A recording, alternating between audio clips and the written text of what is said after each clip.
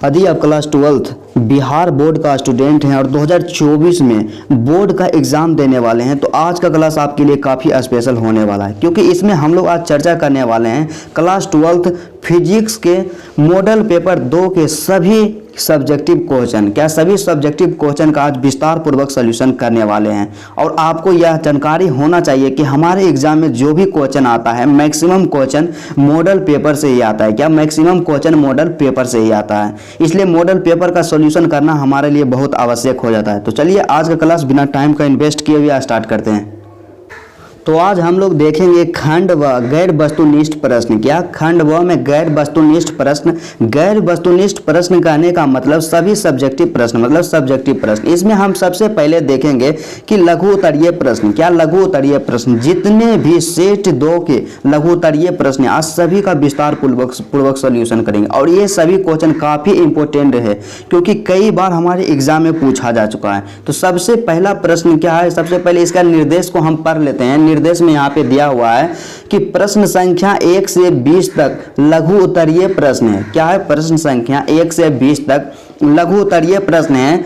इनमें से किन्हीं 10 प्रश्नों के उत्तर दें। क्या करें, इनमें से किन्हीं 10 प्रश्नों का उत्तर देना है। और प्रत्येक प्रश्न 2 अंक का होता है। क्या, प्रत्येक प्रश्न 2 अंक का होता है। 10 का उत्तर देंगे तो 20 अंक मिलेगा। तो सबसे पहला प्रश्न हमारे पास है कि ऑप्टिकल फाइबर क्या है। क्या, ऑप्टिकल फाइबर क्या है, इसके 2 उपयोगों को लिखें। क्या, इसके 2 उपयोगों को लिखें। तो सबसे पहले हमसे पूछा कि ऑप्टिकल फाइबर, तो यहाँ पे हम देंगे हेडिंग, उत्तर देंगे। उसके बाद यहाँ पे हेडिंग बना देंगे ऑप्टिकल फाइबर। अब ऑप्टिकल फाइबर के बारे में लिखेंगे कि ऑप्टिकल फाइबर है क्या। तो इसमें लिखेंगे कि ऑप्टिकल फाइबर एक ऐसी युक्ति है जो प्रकाश ऊर्जा को बिना उसके तीव्रता में हानि के एक स्थान से दूसरे स्थान तक प्रेरित करता है। यह प्रकाश के पूर्ण आंतरिक परावर्तन सिद्धांत पर आधारित है। फिर से एक बार देखते हैं कि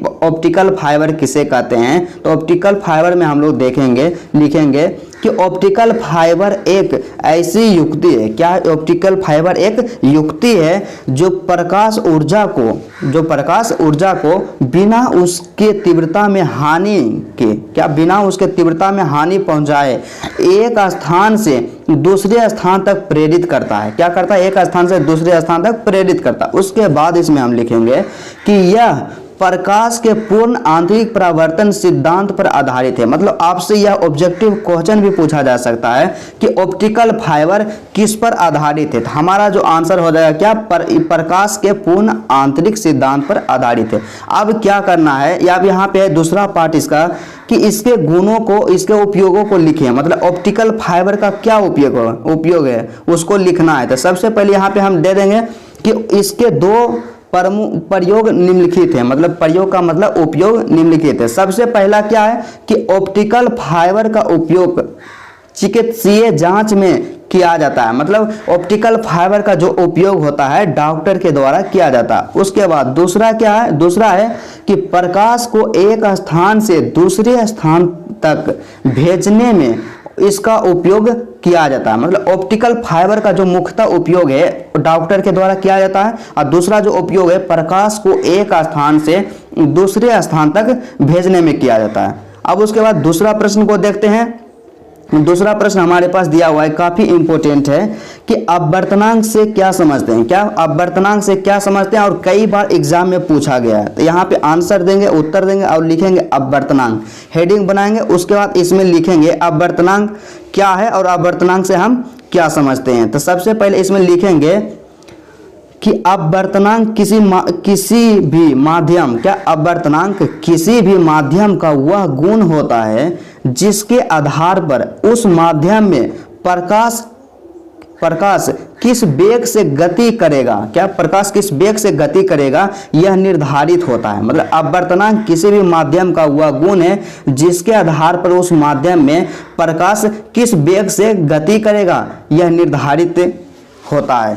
अर्थात अपवर्तनांक के आधार पर ही हम उस माध्यम में प्रकाश के वेग को परिभाषित या ज्ञात कर सकते हैं। यहाँ तक लिख दें, हो गया, इसे ही कहते हैं अपवर्तनांक। उसके बाद अगला क्या है इसमें थोड़ा सा और लिख देंगे, क्या लिखेंगे कि किसी माध्यम का अपवर्तनांक निम्नलिखित दो कारकों पर निर्भर करता है। क्या होता है, किसी माध्यम का जो अपवर्तनांक होता है निम्नलिखित दो कारकों पर निर्भर करता है। पहला क्या है कि माध्यम, यहाँ पे क्या हो जाएगा, माध्यम का अपवर्तनांक माध्यम के घनत्व पर निर्भर करता है। क्या होता है कि माध्यम का जो अपवर्तनांक होता है माध्यम के घनत्व पर निर्भर करता है। और दूसरा क्या है, किसी भी माध्यम का अपवर्तनांक प्रकाश के तरंग दैर्ध्य पर निर्भर करता है। मतलब किसी भी माध्यम का जो अपवर्तनांक होता है प्रकाश के तरंग दैर्ध्य पर निर्भर करता है। क्या करता है, प्रकाश के तरंग दैर्ध्य पर निर्भर करता है। साथ ही क्या है, साथ ही प्रकाश के रंग पर भी निर्भर करता है। मतलब सिंपली देखा जाए कि प्रकाश जो होता है मुख्यतः दो कारकों पर निर्भर करता है। पहला जो क्या है, माध्यम के घनत्व पर निर्भर करता है, और दूसरा क्या है कि प्रकाश के तरंग दैर्ध्य पर निर्भर करता है, और उसके साथ ही साथ प्रकाश के रंग पर भी निर्भर करता है। इतना लिख देंगे। उसके बाद अगला क्वेश्चन जो हमारे पास है बहुत ही इंपॉर्टेंट प्रश्न है, क्योंकि कई बार हमारे एग्जाम में पूछा जा चुका है। क्या है अगला प्रश्न 3 नंबर का, कि विकिरण के क्वांटम सिद्धांत को लिखें। क्या है, विकिरण के क्वांटम सिद्धांत को लिखें।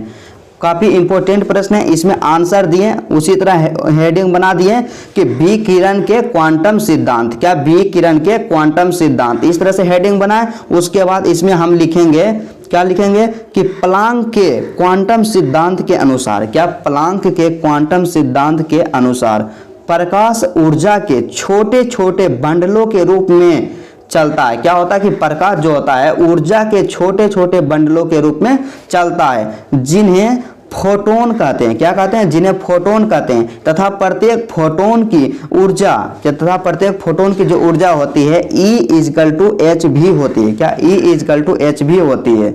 उसके बाद लिखेंगे जहां H जो होता है क्या होता है, प्लांक का नियतांक। उसके बाद जो V होता है क्या होता है, आवृत्ति होता है। क्या, आवृत्ति। अतः यही विकिरण का क्वांटम सिद्धांत है। क्या है, अतः यही जो है विकिरण का क्वांटम सिद्धांत है। मतलब हमको यदि क्वेश्चन हमसे पूछ दिया कि विकिरण के क्वांटम का सिद्धांत क्या है लिखें, तो उसमें बस इतना लिख देंगे तो यही हो जाएगा, इसमें एक भी नंबर नहीं कटेगा। उसके बाद अगला प्रश्न हमारे पास दिया हुआ है, बहुत ही महत्वपूर्ण प्रश्न है। क्या है, 4 नंबर, कि प्रकाश विद्युत प्रभाव क्या है। प्रकाश विद्युत प्रभाव क्या, और इतना महत्वपूर्ण प्रश्न है कि इसके बारे में जितना बोला जाए उतना कम होगा, क्योंकि कई बार हमारे एग्जाम में पूछा जा चुका है।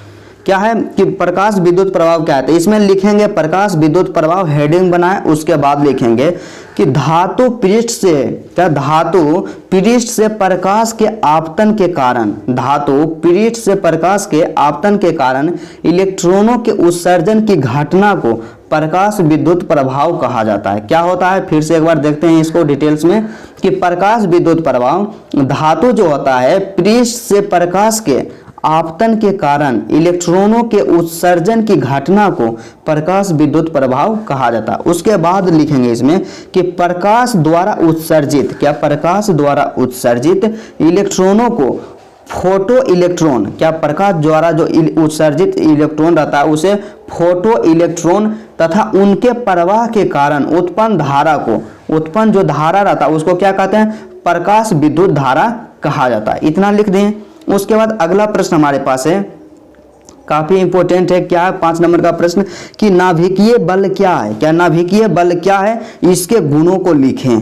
तो इसमें आंसर दिए, उसके बाद यहाँ पे हेडिंग बना देंगे। जब भी एग्जाम में लिखना है तो हेडिंग बना करके ही लिखना है कि नाभिकीय बल, तो नाभिकीय बल हेडिंग दे। उसके बाद लिखना है कि नाभिक में उपस्थित कणों के बीच, क्या होता है कि नाभिक में उपस्थित कणों के बीच परवल आकर्षण को, क्या, परवल आकर्षण को नाभिकीय बल कहा जाता है, जो उन्हें एक दूसरे से बांधे रहते हैं। क्या रहते हैं, जो उन्हें एक दूसरे से बांधे रहते हैं। मतलब सिंपली देखा जाए कि नाभिकीय बल किसे कहेंगे, नाभिकीय बल का डिफिनेशन है कि नाभिक में उपस्थित कणों के बीच परवल आकर्षण को नाभिकीय बल कहा जाता है, और जो उन्हें क्या करते हैं, एक दूसरे से बंधे रहते हैं। उसके बाद लिखेंगे दूसरा पार्ट, इसमें क्या है कि इसके गुणों को लिखें। तो यहाँ पे लिख देंगे कि इसके गुण निम्नलिखित है। क्या इसके गुण निम्नलिखित हैं? एक नंबर में लिखेंगे कि नाभिकीय बल आकर्षण बल होते हैं। क्या होते हैं? नाभिकीय बल जो होते हैं आकर्षण बल होते हैं। उसके बाद दूसरा क्या है कि नाभिकीय बल अत्यंत लघुपराशी बल होते हैं। क्या? नाभिकीय बल जो होते हैं अत्यंत लघुपराशी बल होते हैं। उसके बाद तीसरा क्या है कि नाभिकीय बल अवैद्युत तथा अगुरुतीय होते हैं। मतलब नाभिकीय बल जो होते हैं अवैद्युत होते हैं और क्या होते हैं? अगुरुतीय होते हैं, मतलब गुरुतीय नहीं होते। उसके बाद चौथा क्या है कि नाभिकीय बल अत्यंत प्रबल होते हैं। क्या होते हैं? कि नाभिकीय बल अत्यंत प्रबल होते हैं। मतलब इतना हम लिख देंगे। उसके बाद अगला क्या है? अगला हमारे पास प्रश्न है 6 नंबर का कि कैथोड किरणें क्या है समझावें। क्या? कैथोड किरणें क्या है समझावें। यहाँ पे आंसर दिए, हेडिंग बना दिए कैथोड किरणें। उसके बाद इसमें लिखें कि कैथोड किरणें बहुत से इलेक्ट्रॉनों के तेजगामी प्रवाह है। क्या है कि कैथोड किरणों जो है बहुत से इलेक्ट्रॉनों के तेजगामी प्रवाह है जो सभी तत्वों में विद्यमान रहते हैं, जो सभी तत्वों में क्या रहते हैं? उपस्थित रहते हैं। उसके बाद दूसरा क्या है? इसके गुण को लिख देंगे। क्या करेंगे? इसके एक दो गुण को लिखेंगे। तो इसमें लिख देंगे कि कैथोड किरणें जो होती है ऋण आवेशित होते हैं। क्या होते हैं? ऋण आवेशित। उसके बाद इनके मात्रा तथा आवेश इलेक्ट्रॉन के बराबर हैं। क्या है? इनके मात्रा तथा आवेश जो है इलेक्ट्रॉन के मात्रा और आवेश के बराबर है। उसके बाद सातवां प्रश्न हमारे पास है, सातवां प्रश्न हमारे पास दिया हुआ है कि एनालॉग और डिजिटल संकेत, मतलब एनालॉग संकेत और डिजिटल संकेत से आप क्या समझते हैं? काफी इंपॉर्टेंट प्रश्न है और 2024 में पूछे जाने की संभावना इसकी बहुत ही ज्यादा है। क्या है कि सबसे पहला क्या? एनालॉग। तो एनालॉग संकेत, तो एनालॉग संकेत किसको कहते हैं? तो एक लगातार बदलने वाले, क्या एक लगातार बदलने वाले संकेत को एनालॉग संकेत कहा जाता है। जैसे प्रत्यवर्ती धारा एक एनालॉग संकेत है। मतलब सिंपली समझा जाए कि एनालॉग संकेत किसको कहते हैं? तो एक लगातार बदलने वाले संकेत को, मतलब वैसा संकेत जो लगातार बदलते रहता है उसे एनालॉग संकेत कहते हैं। और इसका जो एग्जाम्पल होता है क्या होता है? प्रत्यावर्ती धारा होता है। उसके बाद दूसरा क्या है? दूसरा है कि डिजिटल संकेत। तो डिजिटल संकेत के बारे में देखते हैं कि डिजिटल संकेत किसे कहा जाता है। क्या है डिजिटल संकेत? तो इसमें लिखेंगे हम लोग कि ऐसा संकेत जिसके दो या दो के गुणज के असंतत मान ही संभव हो डिजिटल संकेत कहा जाता है। जैसे वर्ग तरंग एक डिजिटल संकेत। इसमें बस इतना लिख देंगे। उसके बाद अगला प्रश्न हमारे पास है 8 नंबर का। क्या है कि नोट लिखें। क्या करना है कि नोट लिखें। तो नोट लिखें, नोट के मतलब उसके बारे में लिखना है कि WW क्या है? WW के बारे में लिखना है, फैक्स के बारे में लिखना है, चैट के बारे में लिखना है, ई कॉमर्स के बारे में लिखना है। मतलब ये सब टॉपिक में लिखना है कि क्या है। WW किसको कहते हैं? फैक्स किसे कहा जाता है? चैट किसे कहा जाता है? ई कॉमर्स किसे कहा जाता है? तो सबसे पहला जो हमारे पास दिया हुआ है, क्या हमारे पास दिया हुआ है सबसे पहला ए नंबर में कि WWW। क्या? WWW। तो यहाँ पे आंसर देंगे। क्या देंगे? लिखने का जो तरीका है यहाँ पे देंगे आंसर।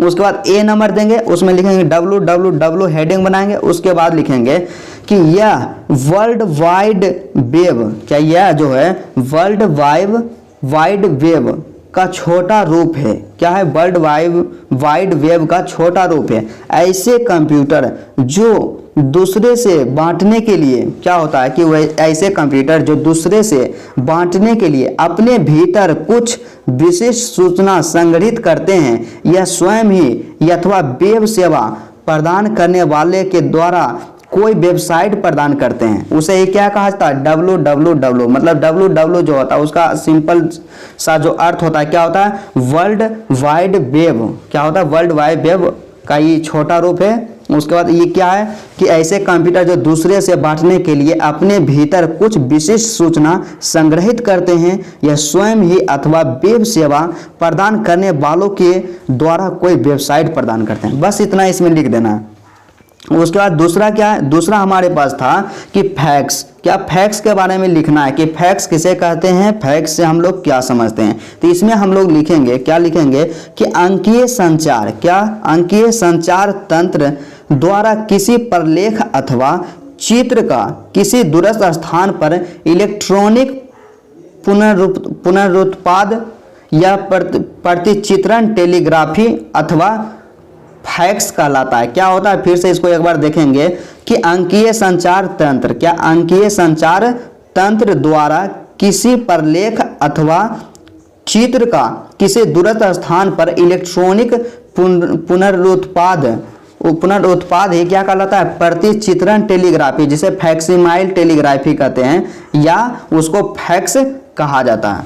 यहाँ तक हो गया। उसके बाद अगला जो सी नंबर में है क्या है, चैट है। तो चैट से हम लोग क्या समझते हैं या चैट किसको कहा जाता है, तो सिंपली इसमें हम लोग लिखेंगे कि समान रुचि के व्यक्तियों द्वारा, क्या समान रुचि के व्यक्तियों द्वारा टाइप किए हुए संदेशों द्वारा बातचीत को चैट करना कहते हैं। क्या कहते हैं कि समान रुचि व्यक्तियों के द्वारा टाइप किए हुए संदेशों द्वारा बातचीत को चैट कहा जाता है। मतलब सिंपली हम लोग जो मैसेज करके एक दूसरे से बात करते हैं उसे ही चैट कहा जाता है। उसके बाद डी नंबर में है क्या, ई कॉमर्स। ई कॉमर्स कहने का मतलब हो गया, इसका फुल फॉर्म होता है इलेक्ट्रॉनिक कॉमर्स। क्या होता है, इलेक्ट्रॉनिक कॉमर्स। तो इलेक्ट्रॉनिक कॉमर्स किसे कहा जाता है, तो इसमें हम लोग लिखेंगे कि इलेक्ट्रॉनिक साधनों से क्रेडिट कार्ड का उपयोग करके, क्या इलेक्ट्रॉनिक साधनों से क्रेडिट कार्ड का उपयोग करके इंटरनेट के प्रयोग द्वारा व्यापार को प्रोन्नत करना, क्या इंटरनेट के प्रयोग द्वारा व्यापार को प्रोन्नत करना ई कॉमर्स कहलाता है। क्या ई कॉमर्स कहलाता है। उसके बाद इसमें हम लिखेंगे क्या कि ई कॉमर्स का सामान्य अर्थ, ई कॉमर्स का समान अर्थ इलेक्ट्रॉनिक कॉमर्स होता है। क्या होता है, ई कॉमर्स का जो समान अर्थ होता है इलेक्ट्रॉनिक कॉमर्स होता है। यदि आपको इसका पीडीएफ नोट्स चाहिए तो टेलीग्राम डिस्क्रिप्शन में टेलीग्राम का लिंक दिया हुआ है, उसको ज्वाइन कर लीजिए। उसका 9वां प्रश्न हमारे पास दिया हुआ है, काफी इंपॉर्टेंट प्रश्न है और कई बार एग्जाम में पूछा गया है।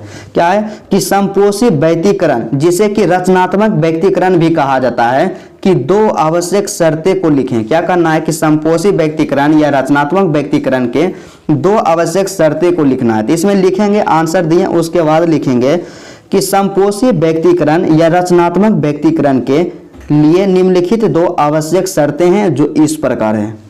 तो इसमें लिखेंगे, दो शर्त को लिखना है। पहला जो शर्त है, कंडीशन है, क्या है कि संपोषी व्यक्तिकरण के लिए, क्या संपोषी व्यक्तिकरण के लिए कालांतर का मान, क्या कालांतर का जो मान होता है या तो पाई या पाई का समगुणज होना चाहिए। क्या होता है कि संपोषी व्यक्तिकरण के लिए कालांतर का जो मान होता है या तो पाई होना चाहिए या पाई का समगुणज होना चाहिए। उसके बाद दूसरा क्या है कंडीशन, कि संपोषी व्यक्तिकरण के लिए पथांतर का मान, क्या संपोषी व्यक्तिकरण के लिए पथांतर का मान या तो डेल्टा बाई 2 या डेल्टा बाई 2 का समगुणज होना चाहिए। बस इतना इसमें लिख देंगे। उसके बाद 10वां प्रश्न हमारे पास दिया हुआ है। क्या है 10वां प्रश्न, कि कला मॉडुलन से आप क्या समझते हैं। क्या कला मॉडुलन से आप क्या समझते हैं। तो इसमें आंसर देकर के लिखेंगे, हेडिंग बना दिए कला मॉडुलन। क्या कला मॉडुलन, तो यहाँ पे हेडिंग बनाए कला मॉडुलन। उसके बाद इसके बारे में लिखेंगे, क्या लिखेंगे कि कला मॉडुलन किसे कहा जाता है या इससे हम क्या समझते हैं।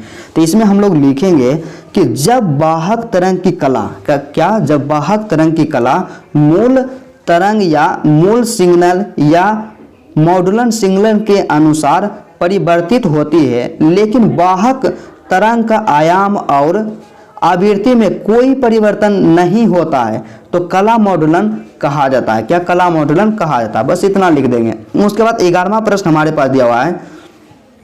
11वां प्रश्न हमारे पास है, क्या है कि वायुमंडल विद्युत उदासीन नहीं होता है क्यों। क्या वायुमंडल विद्युत उदासीन नहीं होता है क्यों। इसमें लिखेंगे उत्तर, लिखेंगे कि वायुमंडल में मुख्यतः नाइट्रोजन तथा ऑक्सीजन गैस होता है। क्या होता है कि वायुमंडल में जो मुख्यतः होता है नाइट्रोजन और ऑक्सीजन गैस होता है। उसके बाद इसके अलावा, क्या इसके अलावा कार्बन डाइऑक्साइड, जल वाष्प, हाइड्रोकार्बन, सल्फर के यौगिक तथा धूलकण होते हैं। उसके बाद इसमें लिखेंगे, क्या लिखेंगे कि सूर्य की किरणें में यौगिक कण तथा धूलकण होते हैं। क्या होते हैं कि सूर्य के किरण में यौगिक कण होते हैं और धूलकण होते हैं।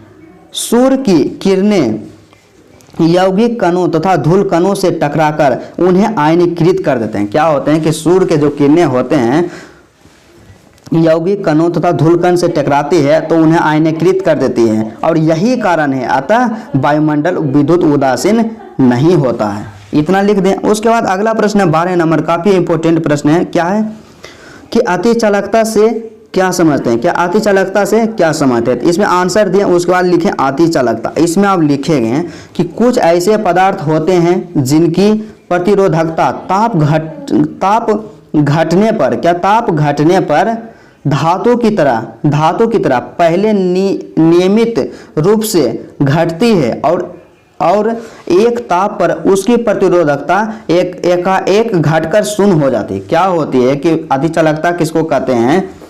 इसमें लिखेंगे कि कुछ पदार्थ ऐसे होते हैं जिनकी प्रतिरोधकता ताप घटने पर, क्या ताप घटने पर, यहाँ जगह ताप घटने पर धातु की तरह पहले नियमित रूप से घटती है और एक ताप पर उसकी प्रतिरोधकता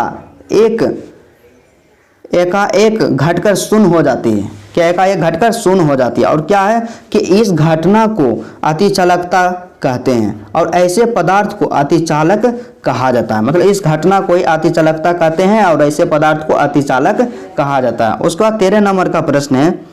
13 नंबर का प्रश्न काफ़ी इंपॉर्टेंट है कि चुंबकीय क्षेत्र रेखाएं क्या है। चुंबकीय क्षेत्र रेखाएं क्या है, इसके दो गुणों को लिखें। क्या करना है, इसके दो गुणों को लिखना है। तो इसमें हेडिंग बना देंगे हम लोग कि चुंबकीय क्षेत्र रेखाएं, क्या चुंबकीय क्षेत्र रेखाएं। इसमें हम लोग लिखेंगे कि चुंबकीय क्षेत्र में चुंबकीय क्षेत्र रेखाएं वैसे संतत काल्पनिक बंद वक्र हैं। क्या वैसे संतत काल्पनिक बंद वक्र हैं जो चुंबक के उत्तरी ध्रुव से निकलकर उसके दक्षिणी ध्रुव तक जाते हैं। क्या होते हैं कि चुंबक जो होता है उसके उत्तरी ध्रुव से निकलता है और दक्षिणी ध्रुव तक जाते हैं, उसे ही क्या कहते हैं, चुंबकीय क्षेत्र रेखाएं। जैसे एग्जाम्पल यहाँ पे दिया गया है, एग्जाम्पल में यहाँ देख लीजिए क्या होता है कि उत्तरी ध्रुव से क्या कर रहा है, निकल रहा है। क्या उत्तरी ध्रुव से निकल रहा है और दक्षिणी ध्रुव पे जा रहा है। यही क्या है, चुंबकीय क्षेत्र रेखाएं। और इस फिगर को भी क्या करना है, एग्जाम में क्वेश्चन आएगा तो बना देना है, क्योंकि एग्जाम में जब आप फिगर बनाते हैं तो काफ़ी एट्रैक्टिव आपका आंसर देखने में लगता है।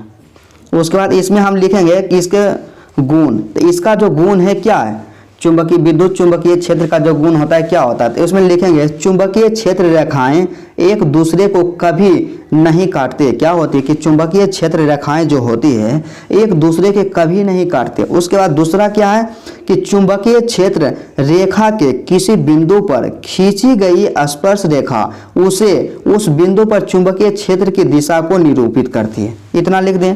उसके बाद 14 नंबर का प्रश्न है। अब कुछ ही प्रश्न बच चुका है, काफ़ी वीडियो लंबा हो रहा है, लेकिन कोई बात नहीं। यदि आपको सक्सेस चाहिए तो उसका शॉर्टकट नहीं है।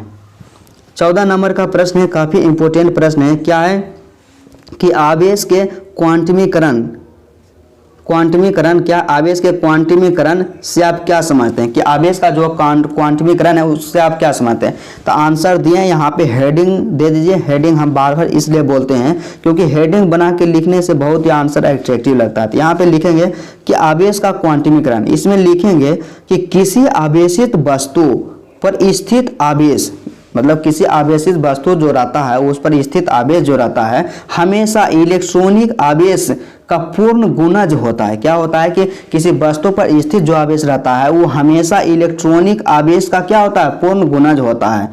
अर्थात यहाँ पे हम लिख देंगे कि अर्थात किसी वस्तु पर आवेश, मतलब किसी वस्तु पर जो आवेश रहता है Q equal to plus minus, क्या है, प्लस माइनस NE। क्या Q equal to plus minus NE, जहां क्या है E जो है इलेक्ट्रॉनिक आवेश है, अतः इसे ही आवेश का क्वांटमीकरण कहा जाता है। बस आप इतना लिख दीजिए, इसमें आपको 2 नंबर पक्का मिलेगा। उसके बाद 15 नंबर का प्रश्न है। 15 नंबर का क्या प्रश्न है, क्या है कि विद्युत क्षेत्र के लिए, क्या विद्युत क्षेत्र के लिए अध्यारोपण का सिद्धांत क्या है।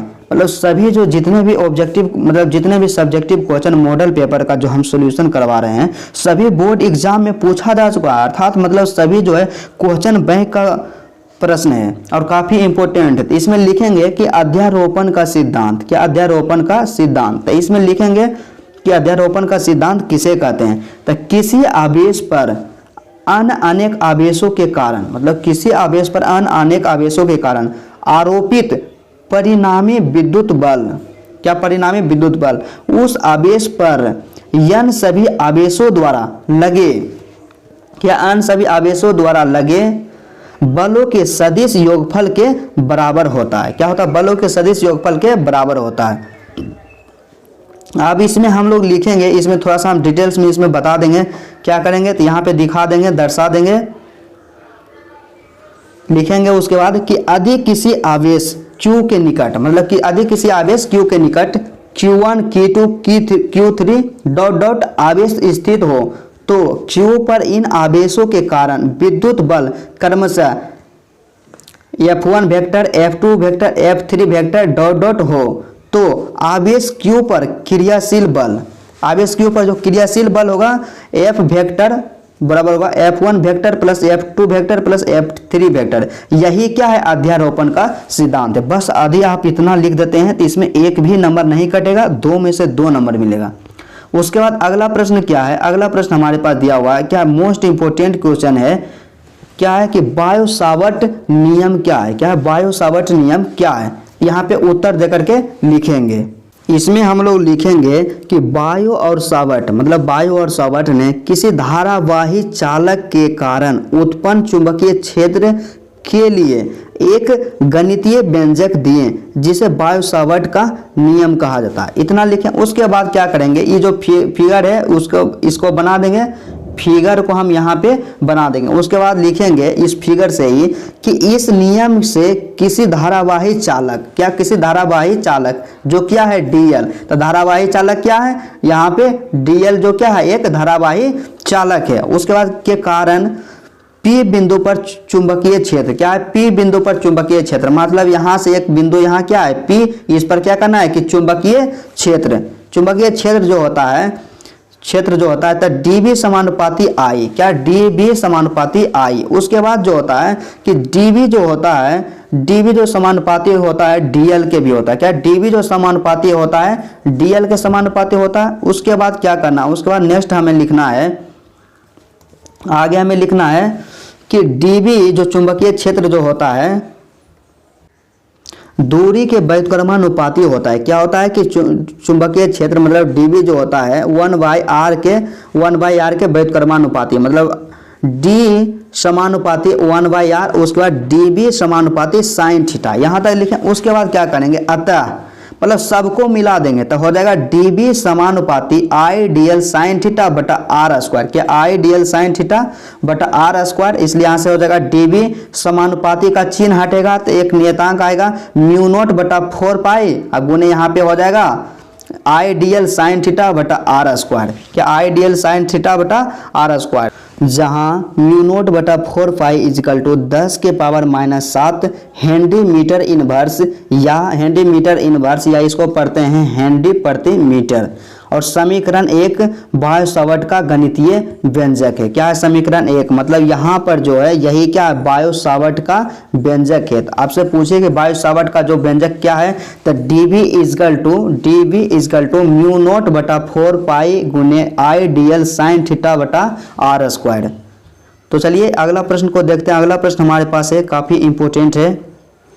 क्या है नेक्स्ट प्रश्न कि लेंज के नियम को लिखें एवं समझावें। क्या करना है कि लेंज के नियम को लिखना है और समझाना है। तो सबसे पहले जो यहाँ पे आंसर दिए उसके बाद लिखेंगे, हेडिंग बनाएंगे लेंज का नियम। क्या लेंज का नियम, इसमें लिखेंगे कि सन 1834 में जर्मन भौतिकविद हेनरिक फ्रेडरिच लेंज ने, क्या हेनरिक फ्रेडरिच लेंज ने, लेंज का जो पूरा नाम है क्या है, लेंज का पूरा नाम हेनरिक फ्रेडरिच लेंज ने एक नियम दिया जिसे लेंज का नियम के नाम से जाना जाता है। क्या होता है कि मतलब सन 1834 में जर्मन भौतिकविद हेनरी फ्रेडरिच लेंज ने एक नियम दिया और जिसे लेंज के नियम से जाना जाता है। तो उसके बाद इसमें लिखेंगे कि यह नियम प्रेरित विद्युत वाहक बल की दिशा का वर्णन करता है। मतलब लेंज का जो नियम है मुख्यतः क्या करता है कि प्रेरित विद्युत वाहक बल की दिशा का वर्णन करता है। आप लिखेंगे कि लेंज के नियमानुसार, यहाँ हेडिंग बना, उसके बाद लिखेंगे कि प्रेरित विद्युत वाहक बल की दिशा इस प्रकार होता है कि जिस कारण से यह उत्पन्न होता है उसी का विरोध करता है। क्या करता है कि जिस कारण से यह उत्पन्न होता है उसी का विरोध करता है। यही क्या है लेंज का नियम है। यही लेंज ने एक नियम दिया कि प्रेरित विद्युत वाहक बल की जो दिशा होती है इस प्रकार होता है कि जिस कारण से यह उत्पन्न होता है उसी का विरोध करता है। उसके बाद क्या है कि लेंस, यहाँ लेंस लिखा गया, यहाँ पे क्या हुआ लेंज, लेंज का नियम ऊर्जा संरक्षण के नियम पर आधारित है। काफी इंपॉर्टेंट पॉइंट है कि आपसे क्वेश्चन पूछ सकता है कि लेंज का जो नियम है किस पर आधारित है। तो इसका करेक्ट आंसर हो जाएगा कि लेंज का नियम ऊर्जा संरक्षण के सिद्धांत पर आधारित है। क्या ऊर्जा संरक्षण के सिद्धांत पर आधारित है। उसके बाद 18 नंबर का प्रश्न को देखते हैं, काफी इंपॉर्टेंट है। क्या है कि लौह चुंबकीय पदार्थ से आप क्या समझते हैं, कि लौह चुंबकीय पदार्थ से आप क्या समझते हैं। इसके गुणों को लिखें, मतलब बताना है कि लौह चुंबकीय पदार्थ क्या है और लौह चुंबकीय पदार्थ के क्या गुण होते हैं। तो उसी प्रकार यहाँ उत्तर दिए, उसके बाद यहाँ हेडिंग बना दिए लौह चुंबकीय पदार्थ। उसके बाद क्या करेंगे, इसमें हम लोग लिखेंगे, क्या लिखेंगे कि लौह चुंबकीय पदार्थ किसको कहते हैं और इससे हम क्या समझते हैं। तो इसमें लिखेंगे कि कुछ पदार्थ ऐसे होते हैं जिनकी चुंबकीय प्रवृत्ति ना तो धनात्मक होती है एवं चुंबकीय क्षेत्र में रखे जाने पर, क्या कुछ ऐसे पदार्थ होते हैं जिनकी चुंबकीय प्रवृत्ति तो धनात्मक होती है, क्या होती है, जिनकी चुंबकीय प्रवृत्ति तो धनात्मक होती है एवं चुंबकीय क्षेत्र में रखे जाने पर इनमें चुंबक का गुण सहज ही आ जाता है। क्या सहज ही आ जाता है और वे शक्तिशाली चुंबक बन जाते हैं। क्या होते हैं, और वे शक्तिशाली चुंबक बन जाते हैं। उसके बाद लिखेंगे इन पदार्थों को लौह चुंबकीय पदार्थ कहा जाता है। तो लौह चुंबकीय पदार्थ, इसका डिफिनेशन देख ले। उसके बाद एग्जाम्पल बताएंगे कि जैसे कौन कौन है, जैसे लोहा हो गया, निकेल हो गया, कोबाल्ट हो गया इत्यादि। मतलब ये सब जितना भी पदार्थ है क्या है, लौह चुंबकीय पदार्थ है। क्या लौह चुंबकीय पदार्थ है। उसके बाद इसके गुण को लिखेंगे, लौह चुंबकीय पदार्थ का क्या क्या गुण है, तो गुण को लिखेंगे। तो इसका जो गुण है 1 नंबर में हम लोग लिखेंगे कि प्रकृति में पाए जाने वाले लौह चुंबकीय पदार्थ रवेदार ठोस होते हैं। क्या होते हैं कि प्रकृति में जो लौह चुंबकीय पदार्थ पाए जाते हैं वो क्या होते हैं, रवेदार ठोस होते हैं। उसके बाद दूसरा लिखेंगे, दूसरा क्या है कि चुंबकीय क्षेत्र का आकर्षण बहुत ही प्रबल होता है। उसके बाद तीसरा हम इसमें लिखेंगे कि इनकी अपेक्षित चुंबकशीलता एकांक से बहुत अधिक होती है। उसके बाद क्या है, इनकी चुंबकीय प्रवृत्ति धनात्मक और बहुत बड़ी होती है। मतलब चुंबकीय पदार्थ का जो चुंबकीय प्रवृत्ति होता है धनात्मक होता है, उसके साथ क्या होता है, बहुत बड़ी होती है। उसके बाद अगला जो पॉइंट है 5 नंबर का कि ताप वृद्धि से इनकी चुंबकीय प्रवृत्ति अनियमित और जटिल रूप से बदलती है। क्या होती है कि ताप वृद्धि जैसे हम करेंगे कि चुंबकीय पदार्थ की जो चुंबकीय प्रवृत्ति होगा वो अनियमित और जटिल रूप से क्या होती है, बदलते जाती है। उसके बाद अगला प्रश्न है 19 नंबर का प्रश्न है, काफी इंपॉर्टेंट प्रश्न, बस अब एक और प्रश्न बच गया है। 19 नंबर का प्रश्न है कि क्यूरी के नियम से, क्या क्यूरी के नियम से क्या समझते हैं। यहाँ पे लिख देंगे क्यूरी के नियम। इसमें लिखेंगे कि ऐसा पाया जाता है कि, क्या ऐसा पाया जाता है कि अणुचुंबकीय पदार्थ की चुंबकीय प्रवृत्ति तापमान के व्युत्क्रम के समानुपाती, क्या तापमान के व्युत्क्रम के समानुपाती होता है, तापमान के व्युत्क्रम के समानुपाती होता है। मतलब इसमें हम देखेंगे कि क्यूरी का नियम क्या है कि ऐसा पाया जाता है कि अणुचुंबकीय पदार्थ की चुंबकीय जो प्रवृत्ति होती है तापमान के व्युत्क्रम के मतलब उल्टा के समानुपाती होता है। अर्थात इसका मतलब क्या हुआ, इसका मतलब यही हुआ कि चुंबकीय प्रवृत्ति को हम XM के द्वारा सूचित करते हैं और XM जो होता है चुंबकीय प्रवृत्ति जो होता है तापमान के व्युत्क्रम, तो तापमान को हम लोग T से सूचित करते हैं। T का व्युत्क्रम हो जाएगा 1/T। तो इसीलिए यहाँ पे हो गया कि XM समानुपाती 1/T। यही हो गया क्या, क्यूरी का नियम। और उसमें हो गया क्यूरी का नियम, या इसमें क्या लिख सकते हैं कि XM बराबर समानुपाती का चिन्ह यहाँ पे हटेगा तो क्या आएगा, बराबर समानुपाती के बदले आएगा क्या, C क्या है, क्यूरी नियतांक। तो यह हो जाएगा XM = C/T। तो यहाँ पे लिख देंगे, यहाँ XM क्या है, XM जो है चुंबकीय प्रवृत्ति है और T क्या है, क्यूरी ताप है। मतलब क्यूरी का नियम यदि बोले हमको लिखने के लिए बस उसमें इतना लिख देना। उसके बाद अगला प्रश्न है 20 नंबर और अंतिम प्रश्न है और काफी इंपॉर्टेंट प्रश्न है। क्या है कि पराबैंगनी विकिरण के गुणों एवं दो उपयोग को लिखना है। क्या करना है कि पराबैंगनी जो विकिरण है उसके दो गुण को लिखना है और दो उपयोग को लिखना है। तो सबसे पहले क्या है गुण, तो यहाँ पे लिखेंगे कि पराबैंगनी किरण के दो गुण निम्नलिखित है। क्या है कि पराबैंगनी जो किरण है उसके दो गुण निम्नलिखित हैं। सबसे पहला और 1 नंबर में हम लोग लिखेंगे, क्या लिखेंगे कि एक यहाँ क्या है ए किरणें, क्या लिख देंगे यहाँ पे ए किरणें, क्या ए किरणें कांच द्वारा अवशोषित हो जाती है। मतलब पराबैंगनी जो किरणें होती है कांच के द्वारा अवशोषित हो जाती है। उसके बाद दूसरा क्या है कि वायुमंडल के अणुओं या परमाणुओं को आयनीकृत कर देती है। क्या होते हैं कि पराबैंगनी जो विकिरण होता है वायुमंडल के अणु और परमाणु को आयनीकृत कर देते हैं, जिसके कारण आयन मंडल का निर्माण होता है। क्या होता है, जिसके कारण आयन मंडल का निर्माण होता है। यही क्या हो गया, पराबैंगनी विकिरण के दो गुण हो गया। उसके बाद इसके उपयोग को लिखेंगे। इसका जो उपयोग है क्या है कि उपयोग यहाँ हेडिंग बना है। उसके बाद लिखेंगे 1 नंबर में उपयोग में लिखेंगे कि अदृश्य लिखावट एवं कीमती पत्थरों की पहचान हेतु इनका उपयोग किया जाता है। मतलब पराबैंगनी विकिरण इतना इंपॉर्टेंट होता है कि जो अदृश्य लिखावट होता है, क्या होता है कि जो अदृश्य लिखावट होता है और क्या होता है कि कीमती पत्थर, उसकी पहचान करने के लिए इनका प्रयोग किया जाता है। और दूसरा क्या है इसका उपयोग कि पदार्थ के संरक्षण में इसका उपयोग होता है। क्या होता है कि किसी पदार्थ का यदि संरक्षण करना है तो विकिरण पराबैंगनी विकिरण का उपयोग किया जाता है। तो चलिए आज का क्लास यहीं तक रहता है। यदि वीडियो आपको अच्छा लगा तो चैनल को जरूर सब्सक्राइब कीजिएगा।